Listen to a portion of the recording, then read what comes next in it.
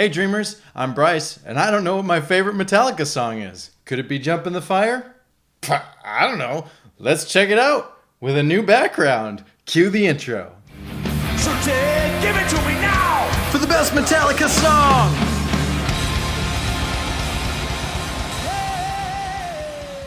Jump in the Fire from 1983's Kill 'Em All, the fourth song off of the album. I'm excited to get into this one, not because it's a favorite, but because I haven't heard it in a long time, and I know for a fact that the band didn't play it for 20 years. So I wonder if there's a reason for that. Anyway, I can't grade the song based off of whether or not the band plays it live. I can only grade it on the following criteria from 0 to 4. We're grading it on lyrics, we're grading it on instrumentation, composition, memorability, and of course, my emotional response. So, with all that in mind, let's get to listening to Jump in the Fire. All right, and I'm using a new system now. I got a new background. It's not new, but I'm trying something different because I want to make this process easier for me to edit. The faster I can edit, the more of these I can crank out in a faster timeline. So, yes, let's jump in the fire. Here we go.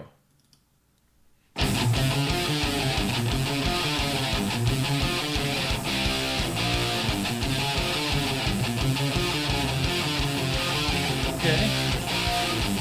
Snare comes in. Bass is just bump, bump, bump, bump, bump, bump, bump, bump, bump, bump.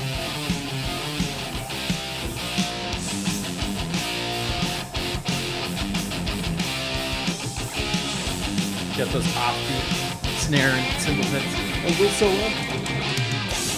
Okay, before we get into the lyrics, I want to talk about that main riff, that very, very beginning. Not this. This is the verse riff. I'm pointing over here as if you're looking in the same direction. The first riff that comes out, it's an interesting riff because unlike some songs, we typically have like a main part and then a turnaround, right? I keep referencing the Enter Sandman riff. All right, that's the fast version of it. There's 3 times through the same thing, and then the 4th time is sort of a turnaround. It kind of ends the riff. With this riff, we hear it's a 4 time through progression.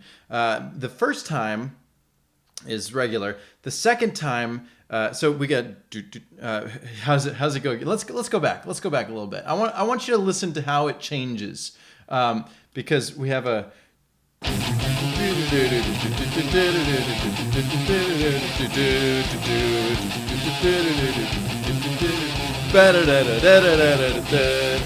so it kind of goes down twice. I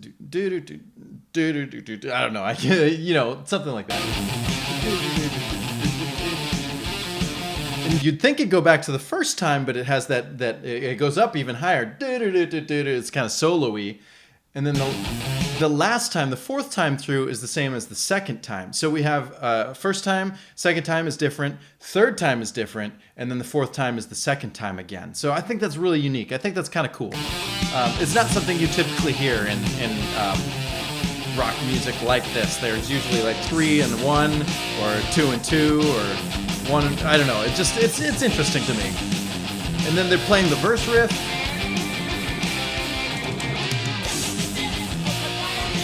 Let's listen to the lyrics as it goes.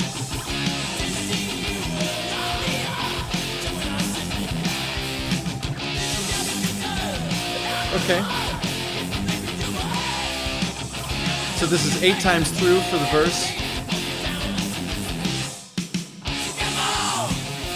And then it's the main riff again.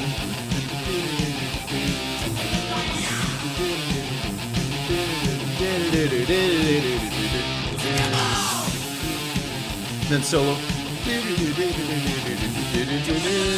It's a little different.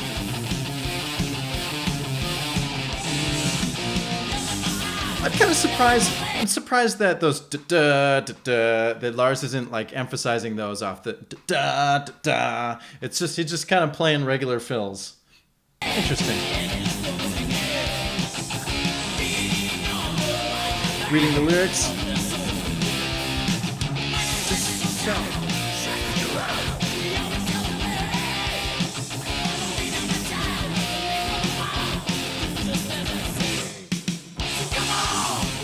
Everybody sing it with us. Jump in the fire. We got those like 16th notes on the hi-hats. Or is it 32nd?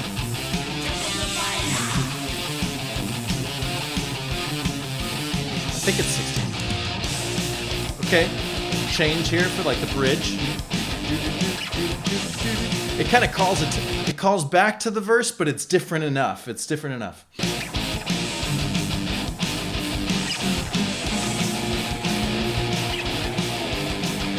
We've got one guitar just strumming the low note. Probably solo here.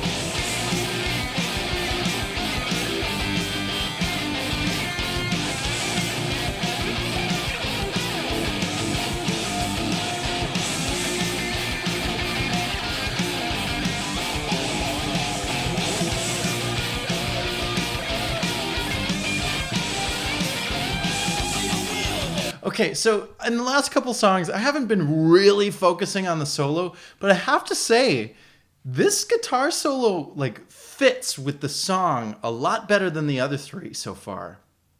Like it feels like a composition. It feels like it fits with the rest of the song, and I think that makes a big difference.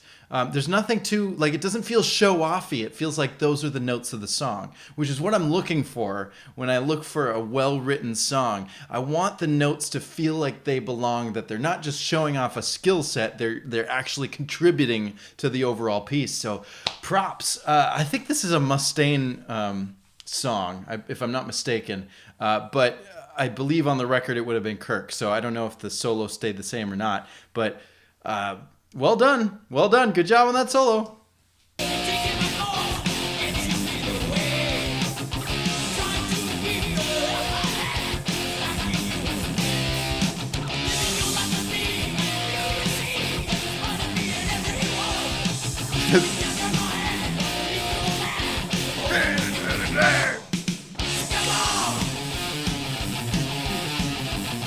Everybody, jump in the fire. So come on! Jump in the fire!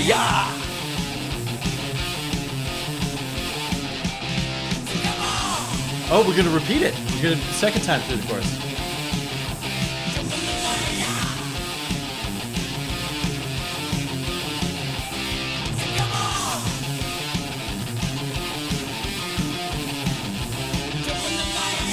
Oh, it's cymbals.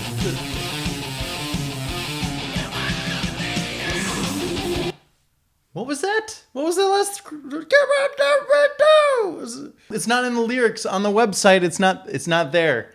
It's not on the website lyrics. What is he saying? Let's go back.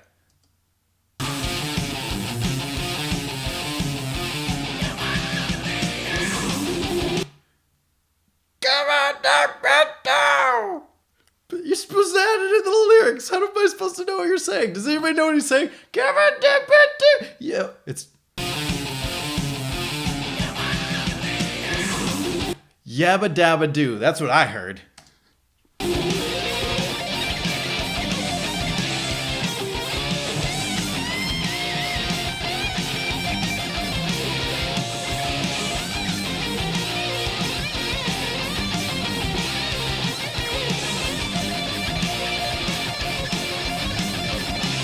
Wow. Oh, you got straight.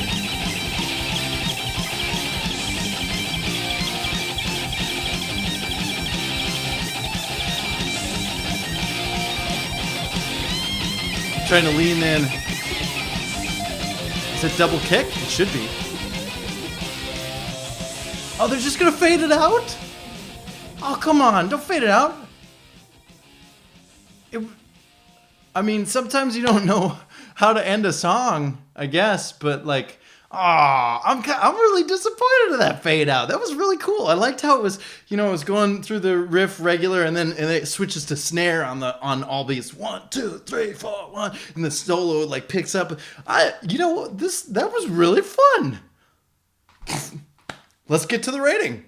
Whoosh. Lyrics. What is this song about? Clearly, it sounds like it's about a giant yellowish monster thing. They have that artwork of the,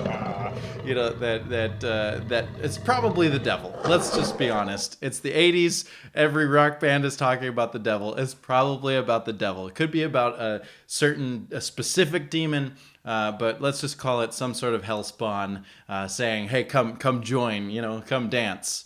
That's a different song. But bringing people down into hell and saying stuff like, we're coming in, tempting you and all the earth, with hell in my eyes, death in my veins. That's all clearly the devil. But it's the